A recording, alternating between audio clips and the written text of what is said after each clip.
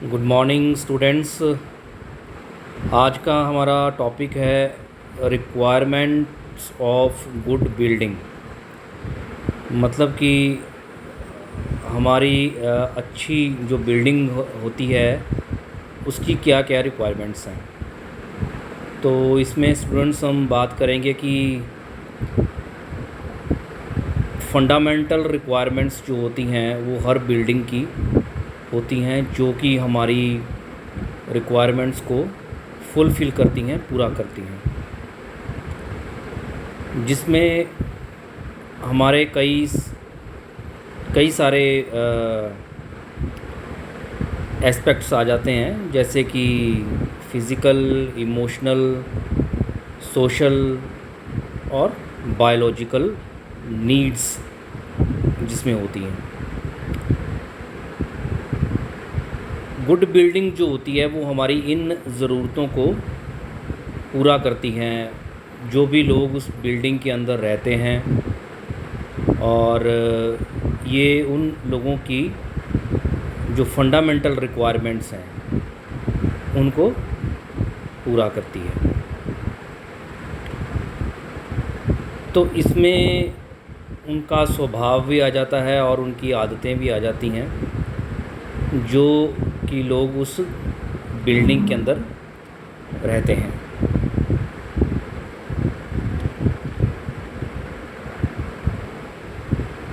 और ये सभी जो रिक्वायरमेंट्स हैं ये एक अच्छी बिल्डिंग में जो भी रहता है वो उसमें पूरा होती हैं। इन सभी रिक्वायरमेंट्स को स्टूडेंट्स हम दो कैटेगरी में बांट सकते हैं। तो पहली कैटेगरी आ जाती है फॉर्म और दूसरी आती है फंक्शन। फॉर्म जो होता है वो उस कैटेगरी में इमोशनल पार्ट जो होता है, ये या कह लो कि इमोशनल रिक्वायरमेंट्स जो होती हैं वो कवर होती हैं। और फंक्शन कैटेगरी है उसमें बायोलॉजिकल, सोशल और फिज़िकल नीड्स जो होती हैं वो जो हमारी नीड्स हैं वो पूरी होती हैं इसमें। तो ये हमारी एक अच्छी बिल्डिंग, हम जिस बिल्डिंग में रह रहे हैं उस बिल्डिंग में रहने का जो मकसद होता है, क्योंकि एक बिल्डिंग में रहते हुए उन लोगों की जो इमोशंस जुड़ जाते हैं एक दूसरे के साथ, सुख और दुख में एक दूसरे के साथ रहने की वजह से एक दूसरे के साथ एक इमोशनली वो एक दूसरे के साथ जुड़ जाते हैं। तो ये एक रिक्वायरमेंट बहुत ज़रूरी रिक्वायरमेंट है स्टूडेंट्स। इसके साथ साथ बिल्डिंग जो बनती है तो उसकी कुछ डिज़ाइन और कंस्ट्रक्शन की अपनी ही कुछ प्रॉपर्टीज़ होती हैं,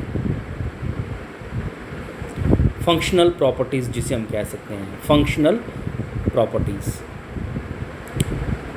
तो उसमें पहले आ जाता है स्ट्रेंथ और स्टेबिलिटी। स्ट्रेंथ और स्टेबिलिटी। स्ट्रेंथ यानी मजबूती, और स्टेबिलिटी यानी कि वो कितनी देर तक टिके रहने की उसके अंदर क्षमता है। ड्यूरेबिलिटी मतलब वो उसका टिकाऊपन कितना है। बिल्डिंग इकोनॉमिक्स, और फिर इसमें आ जाता है कि बिल्डिंग जो है वो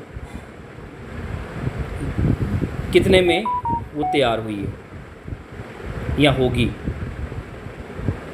कंफर्ट एंड कन्वीनियंस, वहाँ पे रहने की जो सहूलत, जिस मकसद के लिए बिल्डिंग बनाई गई है वो मकसद वहाँ पे पूरा होता है या नहीं। क्योंकि हर घर में स्टूडेंट्स पेशेंट भी होते हैं, कुछ घर के बुज़ुर्ग होते हैं जो पेशेंट बन जाते हैं, जिन्हें और उनके हिसाब से बिल्डिंग को डिज़ाइन करना या उनके हिसाब से बिल्डिंग को बनाना बड़ा ज़रूरी है, तो इसलिए कंफर्ट और कन्वीनियंस भी इसमें आ जाता है। उसके बाद स्टूडेंट्स है रेसिस्टेंस टू डैम्पनेस। डैम्पनेस होती है, डैम्पनेस होती है वो जो एक सीलन होती है स्टूडेंट्स दीवारों में या छतों में, तो डैम्पनेस से ये रेसिस्ट होना चाहिए। सेफ्टी अगेंस्ट फायर, ये आग नहीं लगनी चाहिए इसके अंदर, ये ऐसे रेसिस्ट होना चाहिए आग से भी। और उसके बाद थर्मल एंड साउंड इंसुलेशन, मतलब ये है कि इसके अंदर अगर हीट अगर बढ़ जाए, जैसे मौसम में बदलाव आते रहते हैं, गर्मियों में बहुत ज़्यादा हीट हो जाती है, तो उससे भी रेसिस्टेंस इंसुलेशन इसे मिलना चाहिए, कवर होना चाहिए ये उससे। नेचुरल एयर एंड लाइट, जो कुदरती हवाएं चलती हैं, आंधी तूफ़ान तेज़ हवाएं चलती हैं, उससे या रोशनी सूरज की आती है, उससे सबसे ये सब नेचुरल जो क्लाइमेटीज़ होती हैं, इनसे ये रेसिस्ट होना चाहिए या इससे बिल्डिंग को कोई नुकसान नहीं होना चाहिए। उसके बाद स्टूडेंट्स है security. Security in the sense कि जैसे कि कोई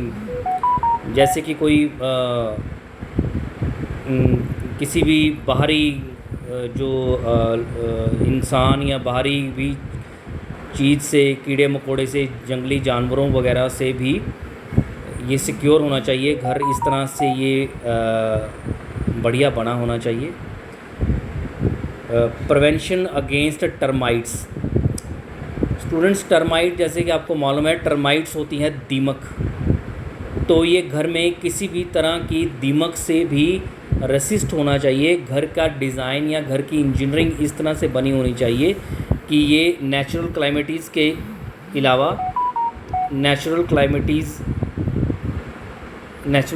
के अलावा ये टर्माइट जो दीमक होती है, उससे भी हमारे घर को किसी तरह का, सामान को किसी तरह का नुकसान भी नहीं होना चाहिए। So thank you students.